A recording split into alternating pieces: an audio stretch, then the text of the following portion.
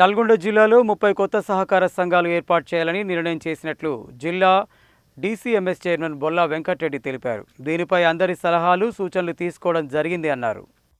Nalgonda DCCB పరిధిలో కొత్త సహకార సంఘాలు ఏర్పాటు చేయడం కోసం సలహాలు, సూచనల కోసం సమావేశం ఏర్పాటు చేశారు.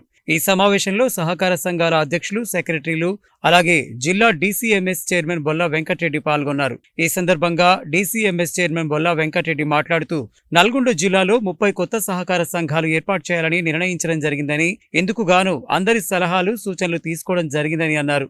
కొందరు కొత్తవి వద్దని, ఉన్న సంఘాల బిజినెస్ ఎదిగేలా చేయాలని, గతంలో ఉన్న సంఘాలకు పక్కా భవనాలు ఏర్పాటు చేయాలని తెలిపారని, మరికొందరు సంఘాలు ఏర్పాటు చేయడం వల్ల రైతులకు ఎలాంటి ఇబ్బందులు ఉండవని చెప్పారని తెలిపారు. సంఘాలు బలోపేతం కోసం రాష్ట్ర ప్రభుత్వం నూతన సంఘాలు ఏర్పాటు చేయాలని నిర్ణయం చేసిందని, కొత్తగా ఏర్పాటైన మండలాల్లో 5 సంఘాలు, అలాగే పలు మండలాల్లో సంఘాలని గుర్తించి మండలంలో 2 సంఘాలు ఏర్పాటు చేసి రైతులకు సేవ చేసే విధంగా వెసులుబాటు అయ్యేలా చర్యలు చేపడుతున్నామని అన్నారు. ఈ కార్యక్రమంలో assistant registrar Vijay Kumar, Mohammed Ali, senior inspector Annapurna, cooperative సంఘాల చైర్మన్లు, డీసీసీబీ డైరెక్టర్లు పాల్గొన్నారు. ఈరోజు నల్లగొండ జిల్లాలో పిఏసిఎస్ల విభజన కొన్ని సహకార సంఘాలను పెంచాలన్న ఉద్దేశంతో గవర్నమెంటు ఆలోచనకు అనుగుణంగా మా పిఎస్సిఎస్ చైర్మన్ల సలహాలు కూడా తీసుకోవడానికి ఈరోజు ఇక్కడ సమావేశం కావడం జరిగింది.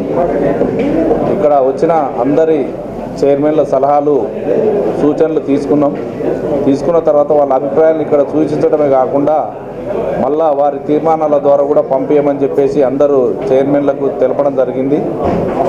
ఖచ్చితంగా వాళ్ళ తీర్మానాలను కూడా పరిగణలోకి తీసుకోవాలని, మంచి అభిప్రాయంతో కొంతమందికి నిరుద్యోగులకు ఎంప్లాయ్మెంట్ కలుగుతుంది దీనివల్ల, అలాగే సొసైటీలు ఏర్పడడం వల్ల భారం కూడా తగ్గుతుంది. గవర్నమెంట్కు కొంచెం ఆర్థిక భారం పడ్డా కానీ అక్కడ రైతులకు కానీ అందరికీ మిగతా వాళ్ళకి వెసులుబాటు జరిగే విధంగా ఒక మండలంలో ఒక మండల హెడ్ క్వార్టర్కి రావాలంటే ఇప్పుడు 10-15-20 కిలోమీటర్లు ఉండడం వల్ల దాన్ని బైఫర్కేషన్ చేయడం వల్ల రైతులకు కూడా 5 కిలోమీటర్లు అట్లా ఆ రేంజ్లో వచ్చేటట్టు కానీ రైతులకు అభివృద్ధి జరగాలనే మంచి ఉద్దేశంతో గవర్నమెంట్ ఈ ప్రోగ్రాం తీసుకున్నది.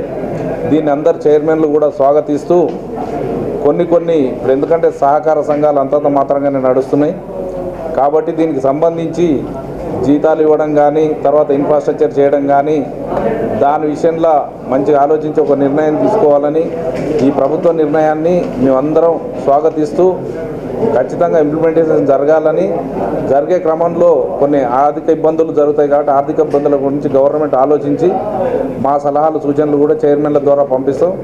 వీరి వినతులను కూడా అందరినీ యాక్సెప్ట్ చేయాలని కోరుతున్నాం.